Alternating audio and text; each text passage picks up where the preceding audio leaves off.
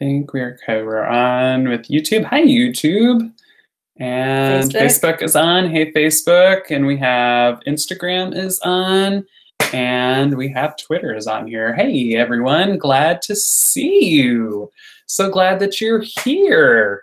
We are joining in for another Monday Caregiver check-in. I'm Darren Fink, and this is my lovely wife, Margie Fink.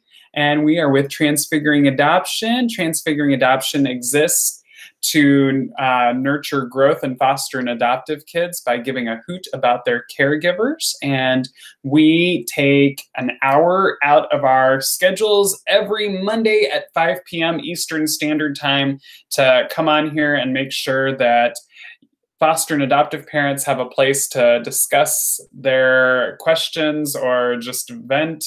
Of course, we're not going to stay venting, right? We're going to try to find solutions and talk through things. We're not a complain and mope group, but we just want a place where we can encourage you guys, where you can try to find help and resources. And we're going to take a little while to do it. Jack is here. We love it when Jack Dawson is on. I feel like the theme to Titanic should be playing right now. But Jack is on Facebook here.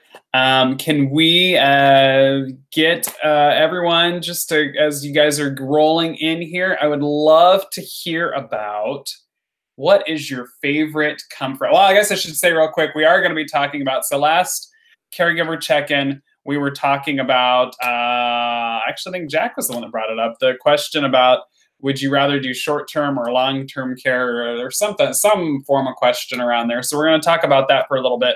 And then we do have some other things that we want to talk about. But we are going to, I want to open up with what's your favorite go-to comfort food? Like we all get stressed. We all have different things, weird things that happen with our kids. So like, what's your favorite comfort food? And while you guys are thinking about that, please, there's live chatting capabilities on all the social media platforms that we're using, and we're trying to watch them all as close as we can. So please use them. But what is your favorite comfort food? Margie, what is your favorite comfort food? Depends on what kind of mood I'm in. If I'm in a salty mood, it's like chips and queso. If I'm eating sweets, that totally varies. What kind of sweets? Like a dark chocolate type of thing? That's not like super thing. Dark chocolate's good. Jack says Cinnamon Toast Crunch cereal. That's good times. Okay, while you're so there is, well, actually you just made it. Like, so my birthday was on the 16th, and Margie made like this popcorn that has like, I think it's my new favorite. Like, it's this popcorn that has like white chocolate and some other like chocolatey. It's just candy melts. It wasn't even white chocolate. It's not even complex. Like, I don't even need complex, but it's just like, it's the best of both worlds because it's sweet and salty. Yeah. Like, that's my comfort food is salty, but it's kind of fun to have that sweet and salty together. So I don't know. I like that. That's mine. I think the other thing that I could frosting. The other thing, well, frosting if I'm in a sweet mood, but if I just want salty, I think I could live off of chips and salsa. I think that could be my go-to, like, yeah. I think I could, if I'm just stressed out with kids or whatever, I think I could go for that. But hey, as we keep going, don't be afraid to tell us what your favorite comfort food is. We want to hear what your favorite comfort food is today. But yeah, so let's talk about that. So do you want to dive into a resource, or do you want to dive into the short-term, long-term questions? Let's do resources first. Resources first, okay. So today I have, it's probably not going to, it might not be relevant. The overall thing. Stuffed crust pizza. Huh? Jack also said stuffed. Ooh, stuff. Ooh. Stuffed crust pizza is a guilty pleasure.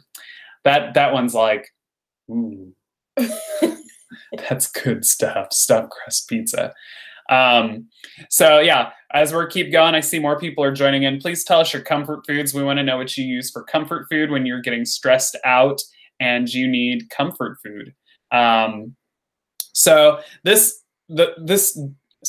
I have a card. This is our Zoo Knoxville card, and it gets our whole family into Zoo Knoxville, and we get one guest. So this isn't going to apply to you if you don't live in Knoxville, but the idea does. And that is the idea that when people ask you what they can get for you, or like Christmas time rolls around and people are wanting to get your foster or adoptive kids something, tell them you want like a pass to a zoo or a history, something that's around there where you can experience. Science centers are awesome. Science like center. those ones that have like a lot of interactive things for kids to do. If your kids can handle it, a movie theater, ask them to get you gift cards to a movie theater.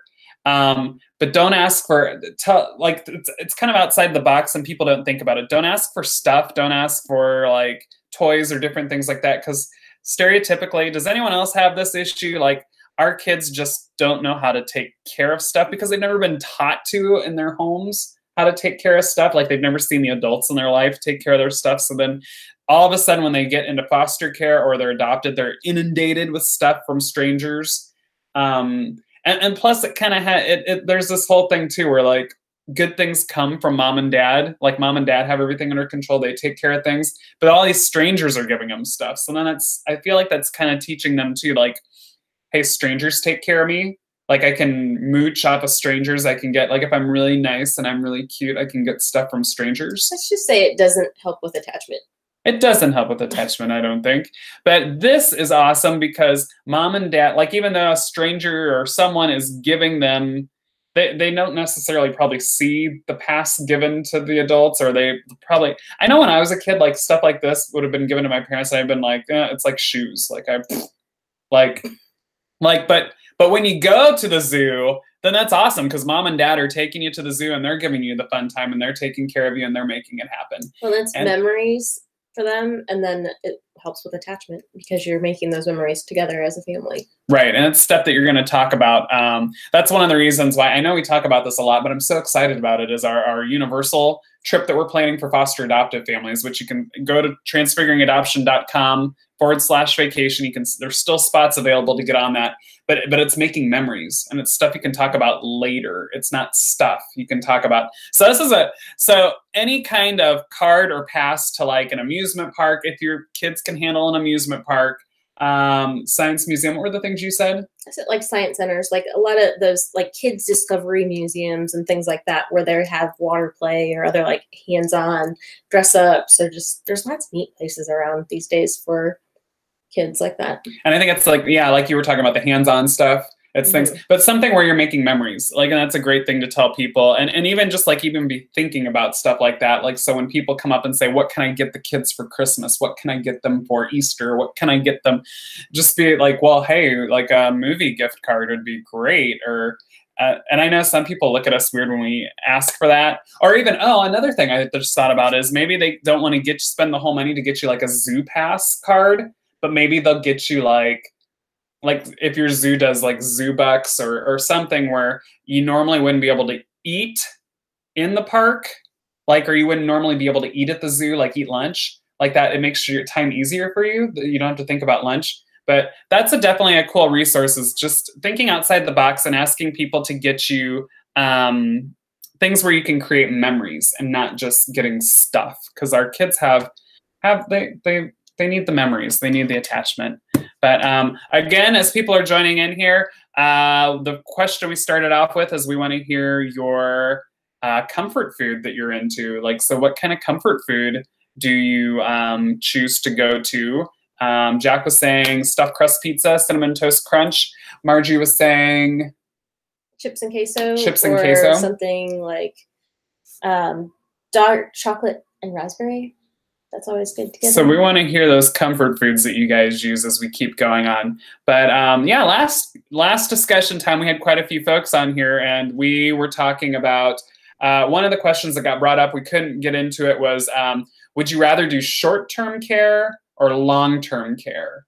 And just kind of, I think, what goes all into that. So Margie, what do you think about that? Short-term or long-term care? And too, as you guys are watching, please comment and chime in with your questions as we go along. But short-term or long-term care, guys, which would you rather be doing? We've mostly done just long-term, except for respite. respite is honeymoon stage, and it's just like a little vacation for them from their family, and while their family takes a break or does something they have to do, an emergency out of town trip or something like that, you know, going to visit relatives out of state, something like that, where the kids, for some reason or another, weren't able to go along. So what is okay? Throwing out respite. Not everyone knows what respite is, and what would we consider long-term care? All right. Well, two different topics. So respite is just it's a break. So it's a break for the foster parents or the adoptive parents. It's a lot easier to find when you're foster as opposed to after kids have already been adopted. But it's where another set of caregivers gives the family a break. So it can be just a few hours, it can be a couple days, it can be a few days, it can be a week. You know, I've seen some that are for more extended, like a few weeks, while the family has something serious like a surgery or caregiving for a parent or something like that. And then what was your other question? Long-term care. What is long-term care? Like how long would long-term care be? I don't know. I think that's subjective, maybe.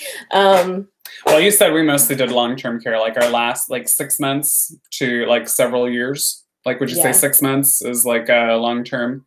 So I would have to say, I mean, I think, chime in here, you guys, if you like, even if you're not watching this live, comment down here and tell us what you think. But I think with long-term care, I think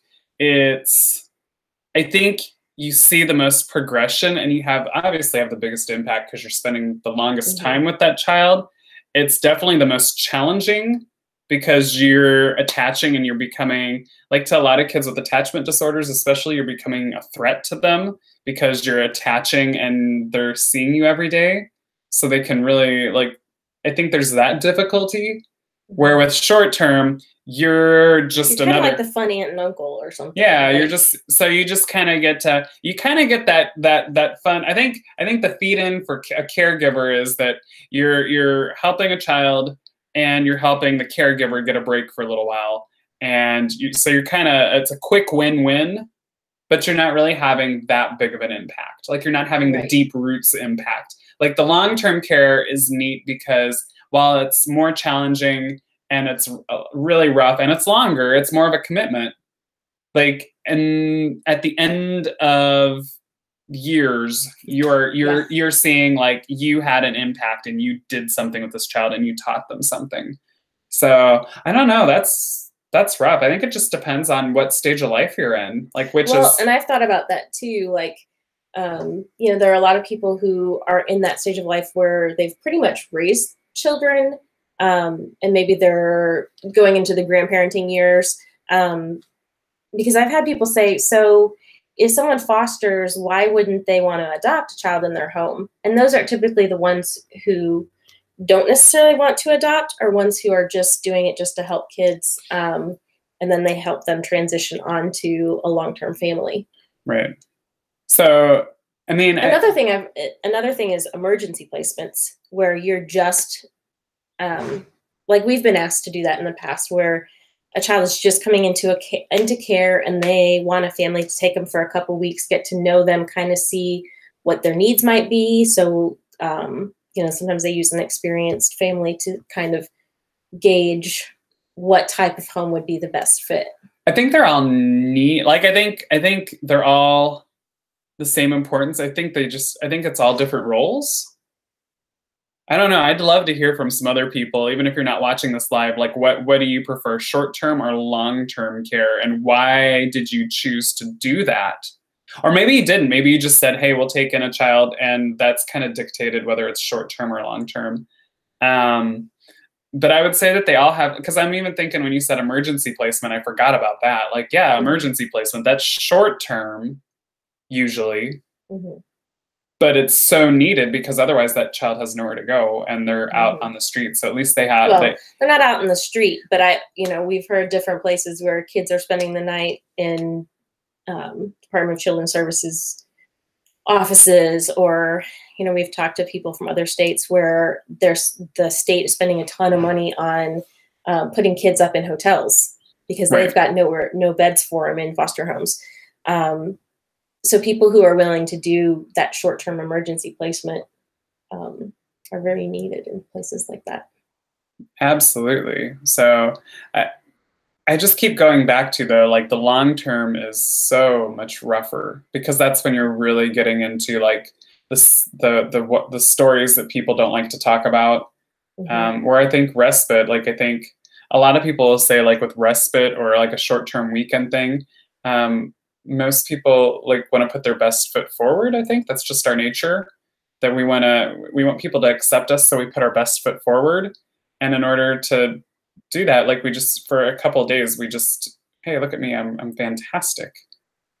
And that's when you become the fun aunt and uncle. I mean, it's still neat, but Yeah.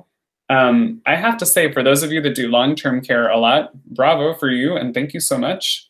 Well, one thing about long-term care is, people talk about it's marathon, it's not a sprint.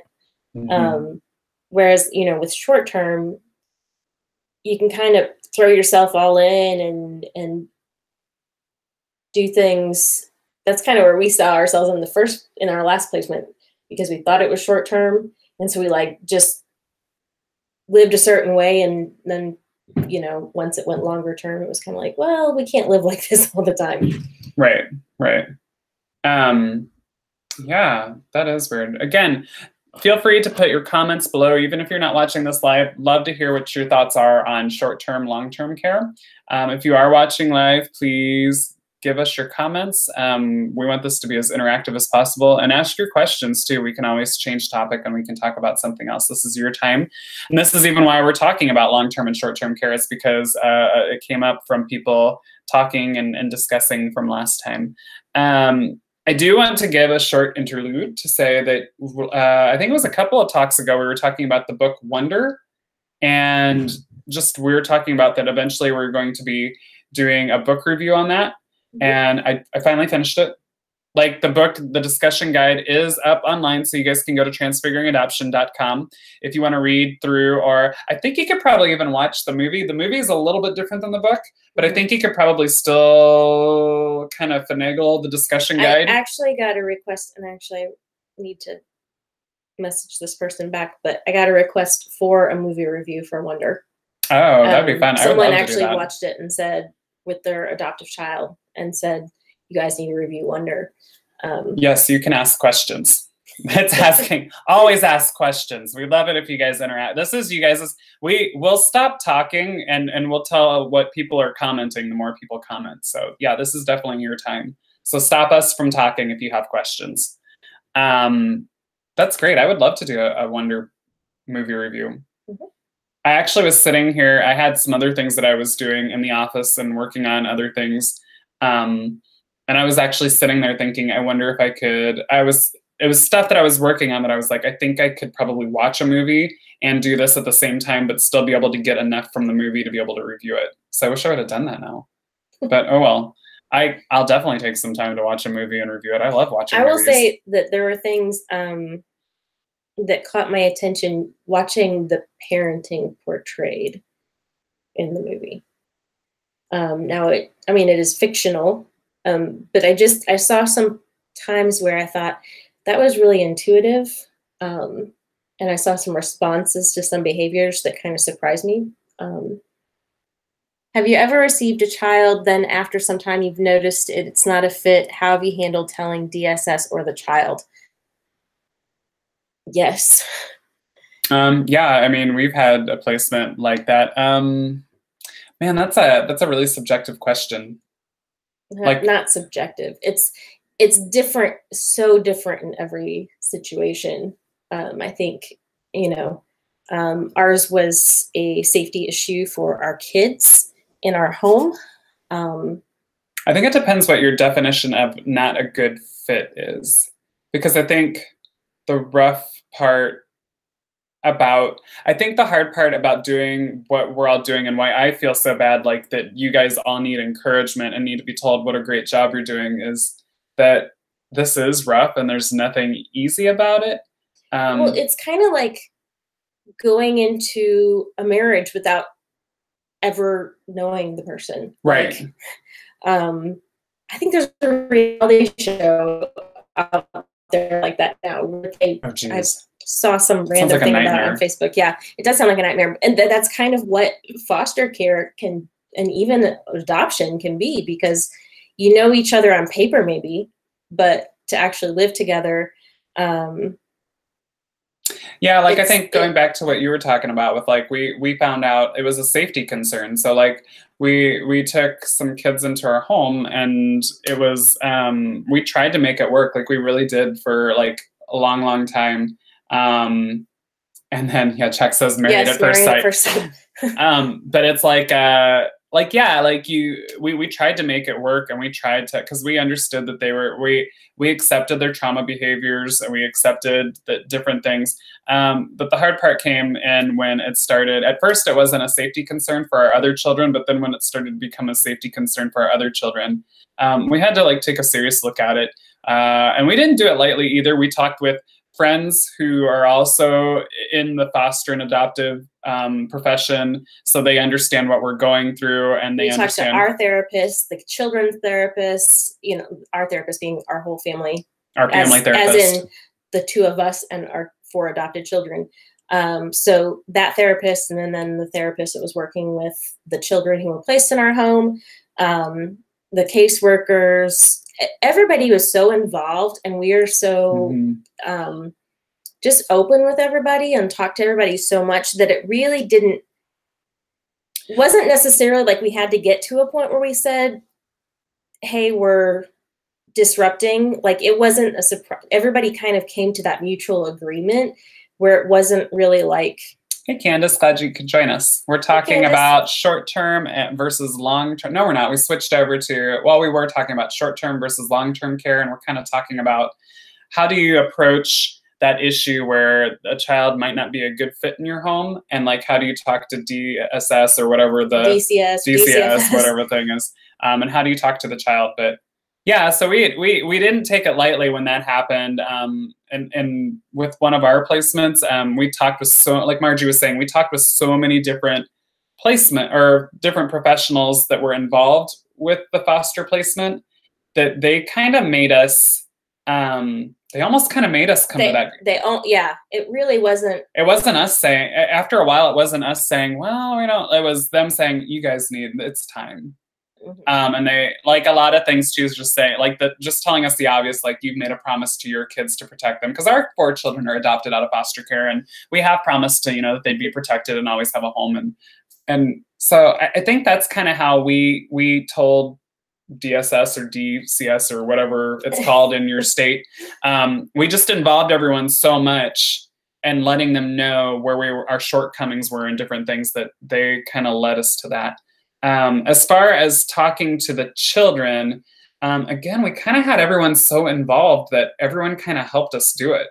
Yeah, well, kind of what happened was we brought like the therapist, the caseworker, us, we were all here, and we all sat down and had a discussion about it with the kids, allowed them to ask questions, allowed them to, talk about their feelings. But, and we were, from day one, I think we were honest. We're really honest when we have a placement. Like, this is not, you have a home here, but this is the goal. Like the goal was to, for this particular situation, the goal was to return home, which is what it always is to return home. And so that we were honest with them all the time, just telling them the goal is to return home. And even if they brought up things like, we want to move in here, we want to stay here, we'd have to stop and say, that would be great, wouldn't it? But don't forget, that's not an option. The goal is to return home. And I think because we kept that broken record going over and over again, I don't think it was like, I think they always knew that they were going, I think they had dreams of staying, but in reality, we were always telling them, this is, at some point, a move is going to happen. So, yeah, that was a good question. I hope that helped. Did it help? Let me know, because that one was asked to us. But yeah, back to the Wonder movie review. Yeah, I'd love to review that. so someone suggested that we do that. Yeah, I'd love to review the movie. Actually, if you guys have any suggestions, if there are books or movies or anything like that that you want us to take a look at and write a discussion guide for, info at transfiguringadoption.com, or if it's a children's book or movies, you can probably send it over to Darren, Darren, at transfiguringadoption.com, and just let me know that you want to review it, and I'll take a look at it. But I guess if it's something I don't handle too, I usually am pretty good at switching it over to whoever it needs to go to review it. So yeah, I love watching movies though. So yeah, that's torture. Chain me to the wall. Yeah, I'd love to do Wonder there. I think we talked about a couple weeks ago too, like Guardians of the Galaxy 2. There was another movie. Oh, the new Disney cartoon Coco. I think that would be an interesting one to review because it has a lot of like talk about family, what family is, and I don't know. I don't know if there'd be trauma. Actually, one that was interesting was Mary Poppins. I watched that over the weekend with my kids, and I asked Margie if that one had trauma triggers, did she think, because the dad is really neglectful and just not present. And so I was like, do you think that one's trauma triggering for foster and adoptive kids? Because would some kids pick up on the neglectful attitude and just be like, oh, and just go, I don't know. What, I mean, did you ever have a thought on that? No, not really. Which, by the way, you guys can't see it, but outside our office, there's an ice cream truck that's going by playing. So we just both were like, we both just kind of looked. I don't know if you saw that, and we're both like, the ice cream truck? Like, it's February. Welcome to Tennessee. But it's really nice out. It is nice out, but not that nice, I don't think. Not for ice cream truck. But yeah, so the last thing that I wanted to get into, unless you guys have questions, which definitely comment your questions here, I was watching a video actually and asking about why does my child, okay, getting sign language duty calls. Kids are out of school today, so we are also part-time parent and part-time transfiguring adoption right now. The question I had though was, why does my child not act their age? And I thought that was an interesting question because I think a lot of us can relate to that. Do you ever have this, like a lot of times, even with teenagers, do you ever have this time where you're, and it's not like a normal, like, why don't you act your age? But you're seriously going, why is my 16-year-old acting like an 8-year-old? Or why can they just not get it? I just thought it was an interesting question. I know it's one that Margie and I struggle with, and I know that, like, while I was watching, actually, it's a video by Empowered to Connect. Go on YouTube. You can check out Empowered to Connect. They have free videos that you can watch. I actually went to their YouTube channel. It's Empowered to Connect. It's Dr. Karen Purvis. Fantastic. It's a short, like, I think 7-minute video on why isn't my kid acting their age or something like that. But I thought it was interesting. Do you ever have that where you like feel like our children aren't acting their age? All the time. But not like, and I was just telling them, not like more than like the normal, like, why don't you act your age? Like where you're just like, why can't they get it? Mm-hmm. Like, and I just was saying, I think it's interesting, just like, why can't our kids act their age? Like, give us some science. Science! I don't know. There's some fact here. Well, a lot of times they've missed out on developmental stages. There were things that should have happened when they were infants that didn't happen, and so different brain connections, wiring wasn't done right. And that's for teenagers too, right? Yeah. So, but there were needs along the way that maybe weren't met or were met not in ideal circumstances, and that keeps them at earlier stages of life. Well, one thing that I thought was interesting in this video when I saw it was that she was talking about a child that would be 8 years old and asking to spend the night in your bed. And I was like, our child is a few years older than 8 and is still asking to sleep in bed. And one thing Dr. Karen Purvis in this video is saying is, yeah, you maybe not in your bed, like, because you got to get some sleep, but maybe it's on a cot next to your bed or it's somewhere else in your room. Which, you know, in the past we've done on the floor. Yeah. Like, he doesn't even need a mattress or anything. He'll just like, and he's out on the floor. Yeah. Like, and it's like, we've asked like about mats and stuff like that. And he just like, he's cool with laying on the carpet. He just wants to be in there and be. But I feel like you and I do a bad job of that sometimes. Like, where we just want our kids to get it and we just need them to get it. Like, we need them to be their age and it's just not going to happen. I think, do you think as foster and adoptive parents, like, we need to just buck up and realize that it's just not going to happen? Like, is that like a thing, you think? Mm-hmm. Or is there a time, or do you think there are times where we're justified in saying act your age? I think it's what gets really tricky is during the teenage years when there are things that you need them to learn, particularly if they're still in care and they're going to age out, and they're going to be on their own. They need to learn certain things, and if they're not developmentally at that point, you still need them to get it because they're still going to graduate, and depending on what state they're on if there's extended foster care and what the requirements are for that, they're out, you know. So I think that's when it gets really tricky, is in the teenage years.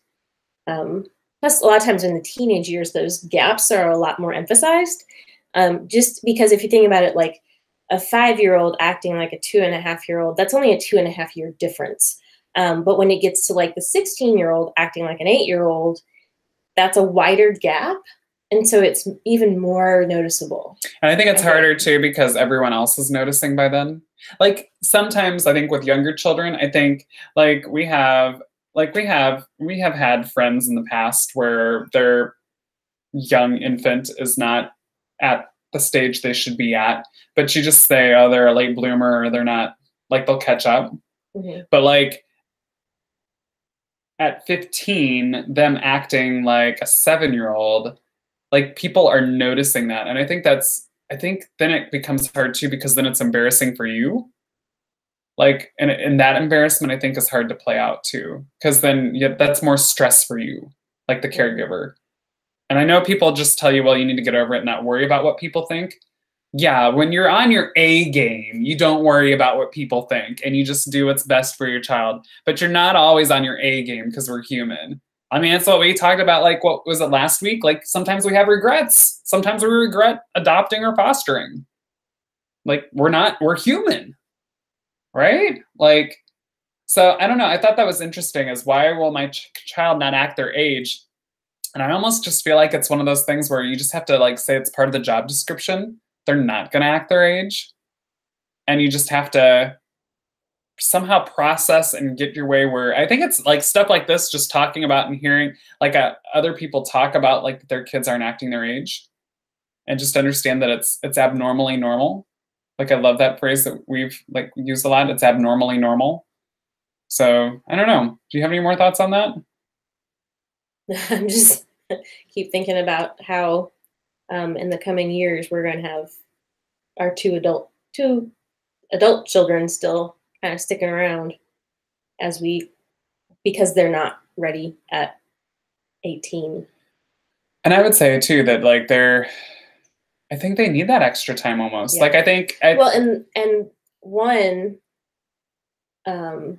you know, we've been told by several therapists, we think he needs to stay a few years, and just have you guys to continue helping and you know, educating, training for adulthood, even beyond graduating from high school. Right. And I think I think it's part of our job description that we have to be there for them more than what other parents would be, because it's just not, it doesn't work that way. It just doesn't work. They're half their chronological age, or maybe a little bit better, maybe a little bit worse, but that's just where it is. And we just have to, I feel like I hate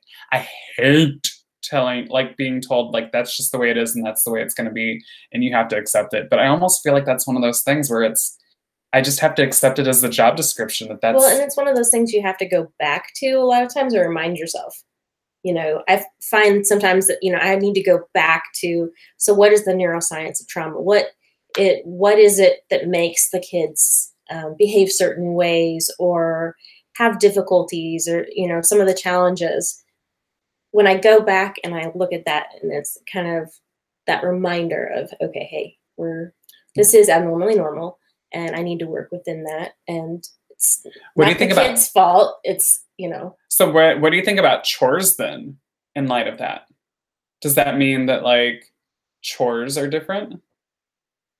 Like as far as like if they're half their age, like you might not, while you might have an 11-year-old, they might not be, or I don't know, what's the normal age for mowing lawn lately? Like, like if you depends on the height. Depends on the height. Height and physical what age strength. did you start mowing the lawn? We want to hear that. But like maybe you won't have your 11-year-old mowing the lawn because they can't emotionally. That sounds weird. Not emotionally, but like they can't. Well, they're not old enough in their head. Like they don't have the capacity in their head to do that because they're not responsible enough yet. I mean, that's a big task. I mean, you're dealing with whirling blades of death. I'm like, so like what? Like I think you have to like scale it back then, right? Like maybe it's like your 15-year-old or maybe it's your 16-year-old that's doing it instead. I don't know. Yeah, it's totally a kid by 12 on a riding tractor, says Jack. Yes. I think I was even younger and I had to mow 2 lawns and they were each like, I don't know, like an acre or something. I don't know. They're stupid big. Like I never want to mow grass again. But I never want to. I never want to mow grass again. And I had to do it the hard way. You had to push mower. I think it just has to be. I think that's the way it just has to be. But what do you guys think about your child acting their age? Is there a time? Do you think they'll catch up? Or do you think that, yeah, do you see your child that's acting half their age? I think the more that we can understand why they're acting half their age and meet our children where they're at, I think the better that we'll help them take care of them.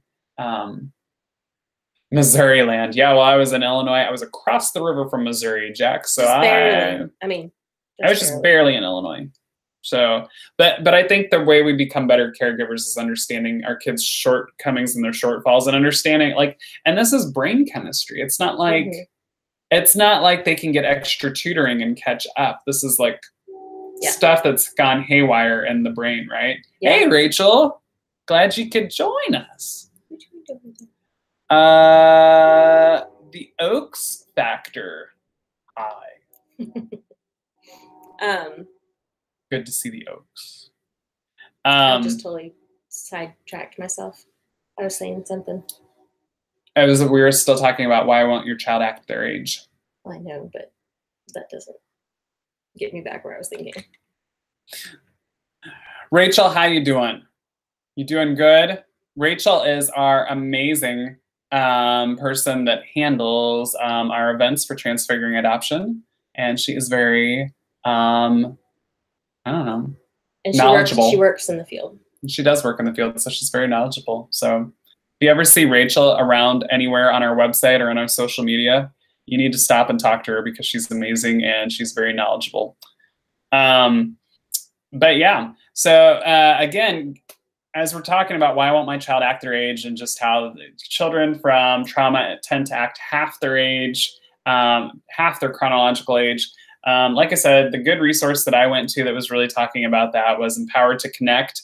Oh, I know what I was going to say. Yeah. A lot of times, I've heard researchers say if you can go back and help them meet their needs from those developmental stages that they missed out on, then that kind of does give them that forward progress to start to begin to catch up. But if you're constantly saying act your age, and you're not kind of going back and meeting some of those needs that they missed out on, the progress takes longer. And I was thinking about my own shortcoming is that one thing is our youngest kiddo, like he's constantly coming out. Okay, keep in mind he's 11 and I'm tattling on him right now without his permission. So who knows? I'll get it someday because this is on YouTube forever and ever. But like he'll come up to me and he'll want me to open up packages for him, like a, you know, like a candy wrapper or like open up a ketchup bottle or something like that. And he'll come and say, hey, Daddy, so Myris, do it yourself. You're 11. You're a big boy. That's what, you know, like buck up, sailor, do it. Like, and he's kind of like, sometimes depending on his mood, he's crushed and he tries to do it himself, or he goes and asks. That's a hard one though too, because there's a thing called learned helplessness, and you can't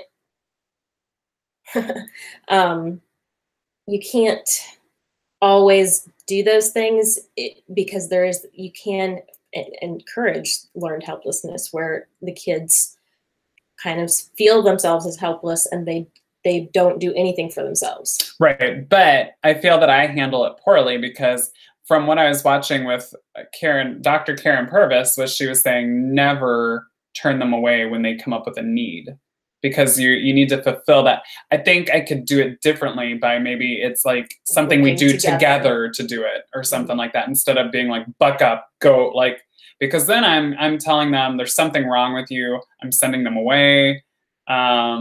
Like, I feel like I could do it together and there's a better way of doing that. So yeah, like, I feel like there is, like, it definitely isn't like, you're not trying to give them learned helplessness. Like, I don't feel like we should be doing that where we say, oh, you're half your age, you can't do anything.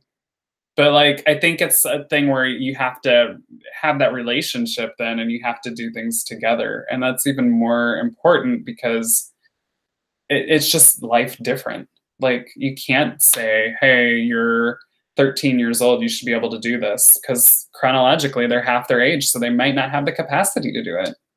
So that's one thing that I saw that I just had a shortcoming with, was that even when my kiddos coming to me and asking for that stuff, like, I should really be helping them do that instead of just turning them away. Because, you know, what's happening then is they're going to another kid in the house and they're asking them to do it. So then I feel like now I'm teaching them that they can go to the other kids in the house and the other kids, you know, help them and get their needs met, and dad won't.